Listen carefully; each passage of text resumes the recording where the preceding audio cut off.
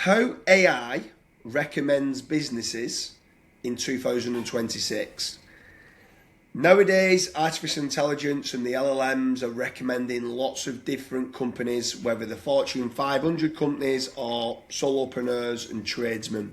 So Jason, you started talking about answer engine optimization back in 2017 with your white paper, with Trustpilot and webinar series with SEMrush. Everyone thought you was crazy, including myself. You even coined the term answer engine optimization. Now it's mainstream. What do you see today that others still don't? I think what I'm seeing today that others don't is that answer engine optimization was started in 2017 in a real sense, in that the machines, Google started giving answers. A lot of people talk about generative engine optimization today, but actually it's AI assistive engine optimization. Generative is what they do in terms of how they create those answers, but we're talking about how does the AI assist people? And then the future is going to be AI assistive agent optimization. So I'm not looking at just today AI assistive engine optimization. I'm looking at the future AI assistive agent optimization. And that's the point that people are missing, is that GEO, generative optimization, which is the super popular term right now, in my opinion, is already out of date. Yeah, that makes sense. And they're missing the fact that we're going to move very quickly through AI assistive engine optimization to AI assistive agent optimization. Yeah, so with regards to recommendations, I want to just break things down for anyone who might be watching this that might not be very advanced with LLMs or AI and stuff like that. There's one or two questions that I've got, which is like, is being recommended by AI, whether that's ChatGPT or Gemini or Claude or Perplexity, is that the same as ranking in Google, or is it completely different? It's significantly different. With ranking Google, you're thinking about pages. In AI and AI overviews and ChatGPT and Google AI mode, you're thinking in passages. Google call them passages, Microsoft call them chunks. It's passages, chunks of information that the AI is pulling out. So you need to break your pages down in your own mind into these chunks.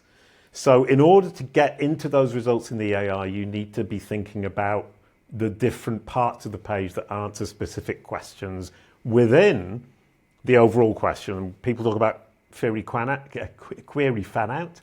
I talk about cascading queries, and it's basically the machine asks itself, what are the related queries around this that will help me answer the query better?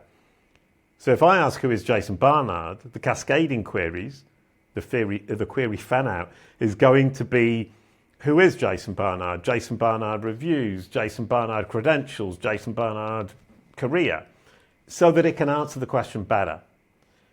And the key here is, a friend of mine was talking about the difference between a child saying something from memory and a child having to look something up in an encyclopedia. If you can get the LLM to answer without looking at the search results and without looking in the knowledge graph, because it's able to say it from its existing knowledge, you're winning the game, because you're going to be the preferred solution, because it prefers answering off the top of its head. Yeah, for sure. On there, with regards to cascading queries, I think there's a Google patent for query network, which is part of query augmentation, which has been around. Everyone's become obsessed with query fan out as if it's a brand new feature, and query augmentation has been around for a long time within Google. But I've got a follow-on question then with regards to two different companies. They're both trying to do the passages of content and the chunks, and they're both trying to rank for specific queries. What makes AI trust one company and one website over another website more? It's a lovely question, because there are multiple layers going on here. If the AI doesn't have a good grip on either of them, let's say we've just got two. If it doesn't really understand either of them, it will just look at listicles and pick the ones on the listicles because it doesn't have better resources. And that's an easy way to win the game short term if the situation is that the competitor is not understood.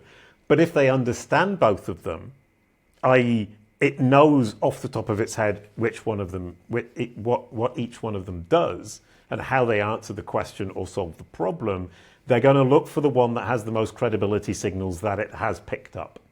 So it's EEAT, and we call it at Calicube NEEATT, because we add notability and transparency to experience, expertise, authoritativeness, and trustworthiness. And when we're looking at artificial intelligence recommending you, how important is it with the information that's on your own website, also known as a first-party source, versus what others are saying about you on a third-party source? How important is both of them, and is one more important than the other? Well, the third-party sources don't mean anything if there isn't a first-party source. So you have to have the first-party source. So that's non-negotiable. Then you've said what you've got to say, and you've said, this is who I am, this is who I serve, and this is why I'm the best. The machines won't believe you on your own good word. You need the corroboration. So both are necessary. Without the first party, the third party means nothing. And without the third party, the first party means nothing. Start with first party, build third party. There's no point in repeating 100,000 times on your own website exactly the same information. You need corroboration on third-party sites. Yeah, and then another thing is you talk about being found versus being recommended by the LLMs. What's the difference? Well, you can be found by the machines as they crawl around the web. Super important. You're in the index, you're in Google's index, you're in Bing's index, or you're being used by ChatGPT and the crawlers coming to your website. They've found you. Do they actually respect you? Do they care about you? Are they, and we were talking about this earlier on, are they your well-trained employees? The answer is probably no. And the difference there is training. If you train them to use the information they found about you in the way that your real employees would be using it, you're going to win the game. Train the AI to use your information in the way that you would train your employees to do it.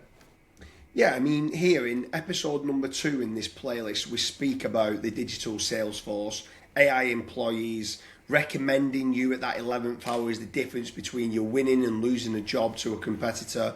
We took in one of the other episodes, we spoke about brand entity SEO for tradesmen and local people. And this leads me on to the next question with regards to a small business like a tradesman versus the big brands, the Fortune 500 companies. How can little small business try to compete against big brands with AI recommendations? Yeah, I love this. Just because throughout the history of the internet, and I started in 1998, so it's not the whole history of the internet that I've been through. I missed out on a big chunk at the beginning. But, you know, I've seen these opportunities where people suddenly say, oh, the little guy can compete against the big guy. And it happened in 98 when I started. It's happened multiple times as algorithms update. And the AI revolution started out with people saying that. And now people are saying, oh, actually, famous companies or big companies are always going to have the advantage. The trick has always been niche down. If you can niche down, you can always beat the big guy. Niche down, prove that you're the best for that very specific niche. And once you've mastered that, expand out. But trying to beat the big guy toe-to-toe is a losing battle. Yeah, so if someone watching this now, whether they're a solopreneur, a tradesman, high net worth individual, a business owner, whoever it is that's watching it, what is a key takeaway now? If someone wants to start being recommended by the LLMs, whether it's ChatGPT, Perplexity, Claude, Gemini, what's step number 1? If I were just starting now, here's a nice trick. Go to the AI you use every day. It knows you. It knows who you are. It knows what your business is, and it understands what you're trying to achieve. Do a quick brainstorm with it. Ask it, describe in a couple of paragraphs. Who am I? What do I do? Who do I serve? Why am I the best? get the answer to that, and then ask it, if Jason Barnard were to advise me on a strategy for my company or myself, given that, what would he say? You could do it with any of them. This is the really sweet part. All of them know my methodologies, back to front, upside down, round and round. They will give you a very good answer as to what I would advise. That's my advice. Great bit of advice. Anyone watching this, this is episode number 9 in an 11-part playlist series with regards to how AI recommends you, and obviously advancing on how to try to get recommended by the artificial intelligence. Jason, it's been an absolute pleasure. Thank you, man.